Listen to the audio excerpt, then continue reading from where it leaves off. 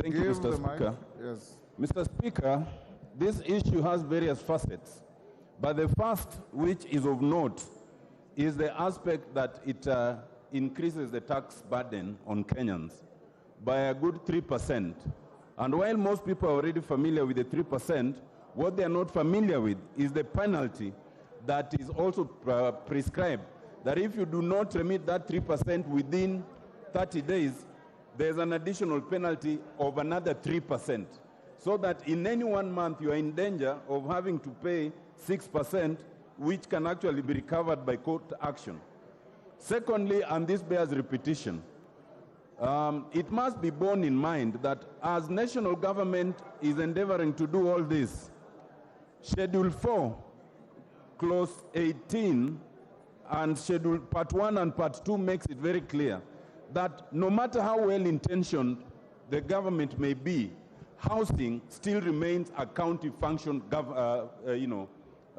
function. And the only thing given to national government is the policy. This bill is not prescribing policy, it's prescribing the way of doing it. That will remain unconstitutional no matter how you couch it. Thirdly, Mr. Speaker, in terms of counties, this bill is very strange. It comes under the hand of the Honorable Kimani Ichung'wah, and it purports in the purposes that it has nothing to do with counties.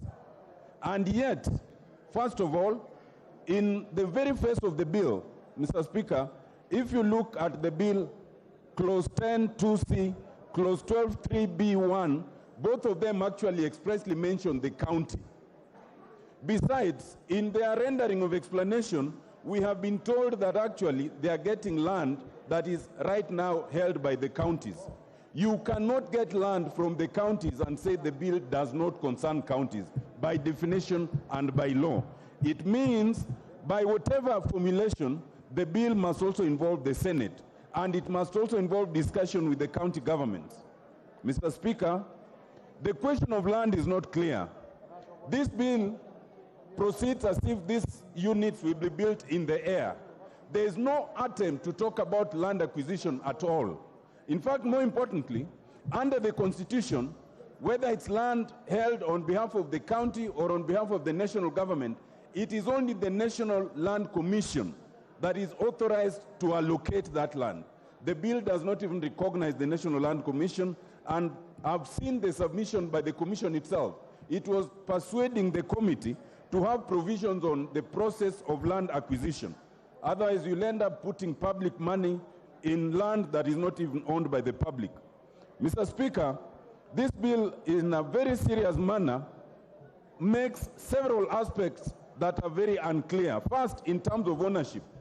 It does not make it clear whether we are talking of affordable ownership of houses or affordable rental of houses. It is totally confused.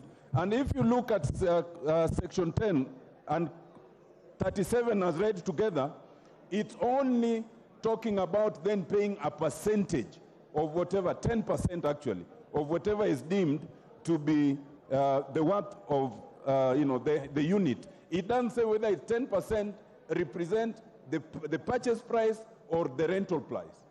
This bill again, Mr. Speaker, in trying to talk of administration, it becomes very confusing.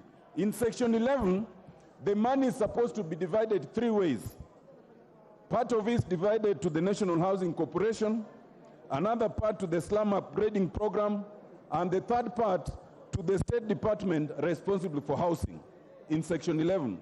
It then seeks to assume later in the bill that it is only the State Department and the board that is created that is administering the fund.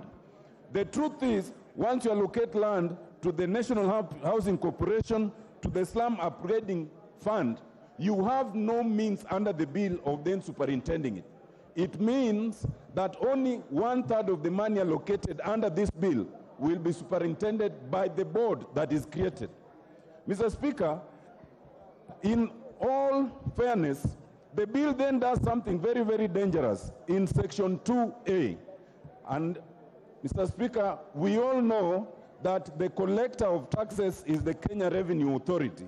But this Section 2A then authorizes any other person appointed by the Cabinet Secretary for the time being responsible for National Treasury for the purposes of collection of funds under this Act. We are enabling an entity who is not even said to be a government entity to collect government taxes. We must be the only country that can do such a thing. And besides, you know that later on, 2% of the monies allocated are then allowed to be retained by this actor. Who is this person that we are giving the possibility of collecting monies that belong to Kenyans under this fund? Mr. Speaker, I wish to submit that however well-intentioned, this bill still requires a lot of proper analysis and engagement, not at the level of drafting, but at the idea level. It is still premature, it has not been well cooked, it is being rushed, it will end up being in problems. I so submit, Mr. Speaker. Thank you very much. I'll give Kimani.